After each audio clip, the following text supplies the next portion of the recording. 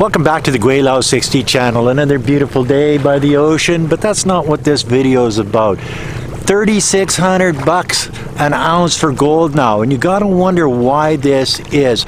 And well, there's a number of reasons for it, but one of the main reasons is that people are divesting from the American dollar. It's not the safe haven it used to be.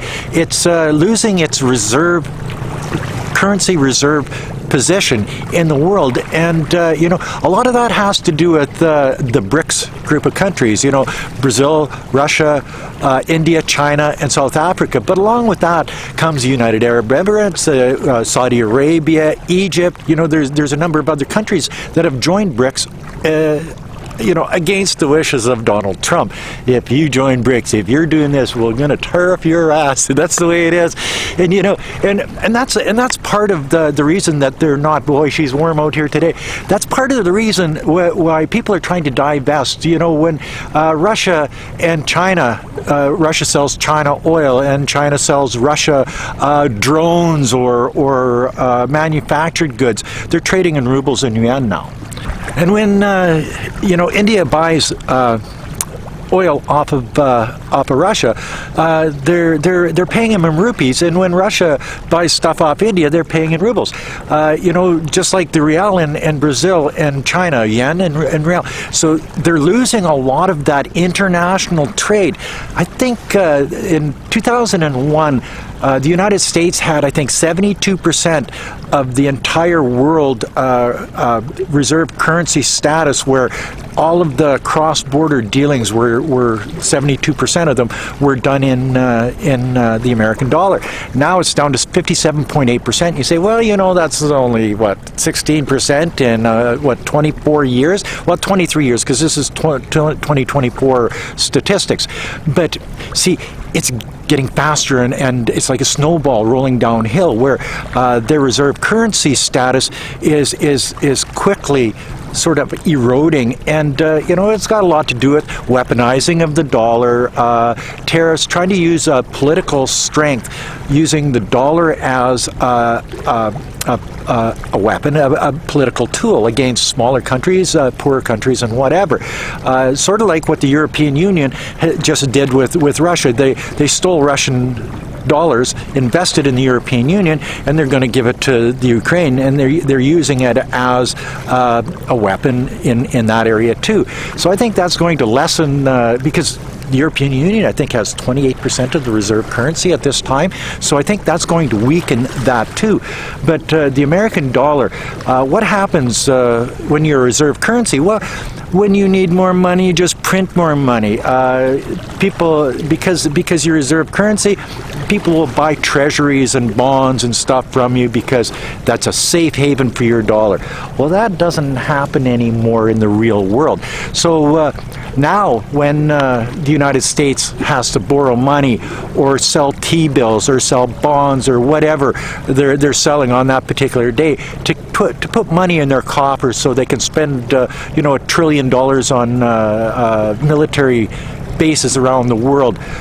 They can overthrow governments, and they can occupy territories, and they can back Israel in their genocide against the Palestinian people.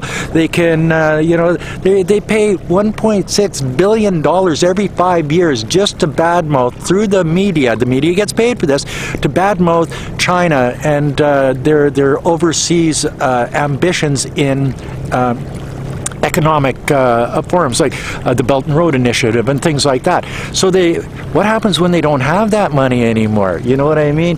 But now that they're losing that reserve status, currency status in the world, they're having to pay higher interest rates. So just the interest on the $36 trillion, the $36 trillion of debt they have, they're paying over $1 trillion a year. That's more than they pay on their military just to service that debt. How long can this go on? Well, it's not going to go on forever, guys.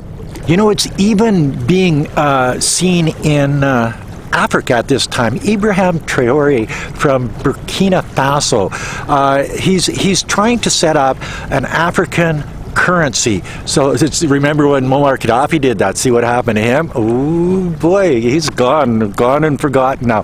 But they're trying to set up an African currency so that they don't have to use the French were in there, so they're using the French currency for up until right now type thing, and they're changing over to their own currency. But you can see it's sort of a worldwide thing from all areas of the world, and the people that are sort of left behind is the G7, and you're going to see them declining, and you're going to see the global South coming up. Well, China's not really the global South, but it's part of the global South, and it works very well with the global South. So when you see, basically all of Asia is moving in the direction of not using the American dollar for trade anymore, using local currencies for trade. Not only does it make their currency stronger, but it makes their economies stronger. They're making economic ties with larger countries like China and Russia and India, and you see that now that Trump's on his little tariff thing against India, India and China are getting together and starting to see eye to eye and starting to talk about border disputes and stuff. So, even looking at the tariffs, Trump tariff stuff under $800, and that used to be tariff-free. Now the products moving into the United States from overseas, from all over the world, has gone down 82%. Those poor Americans are sitting there hoping they can get all of these well-priced goods made abroad, and now they've got to buy local, and local don't cut it because they just don't make it in the United States, a lot of that stuff. So, and that brings me to another point about why the dollar is falling, because with all of these political knee-jerk tariff reaction, unstable political position of the United States because of Donald Trump and Donald Trump administration, people are sort of looking at it and saying, geez, we can't trust these people anymore. We can't trust that administration anymore. They're talking about occupying Venezuela. They've talked about occupying Greenland, annexing Canada. This is rhetoric that we haven't seen since probably Nazi Germany and the Japanese walking into China and a lot of places in Southeast Asia. That reminds me, the 80th anniversary, September 3rd of this year, just a week or so ago, was the 80th anniversary of Liberation Day in China from the Japanese, Independence Day, or whatever you want to call it. And they showed off a lot of their military strength. The new missiles, the new drones, the strength of the Chinese army. And my God, man, they've got it together. But they had a whole bunch of people, heads of state come from around the world, and Putin was there, and Kim Jong-un was there, and a lot of European leaders were there, and it just showed the strength of China and its influence around the world now, as compared to what it was, say, 20 years ago. When I first went to China, people were riding like pedal bikes, the odd car out there. There were no e-bikes. I don't even remember seeing a motorcycle back then. So from what they were to what they are now, and the rest of the world is looking at that and saying, follow the United States or follow China and the BRICS. And I'd say 85% of the countries around the world are sort of leaning towards China because they're a more stable economic partner, a more stable military partner, a more stable partner to help build resources and infrastructure in your country.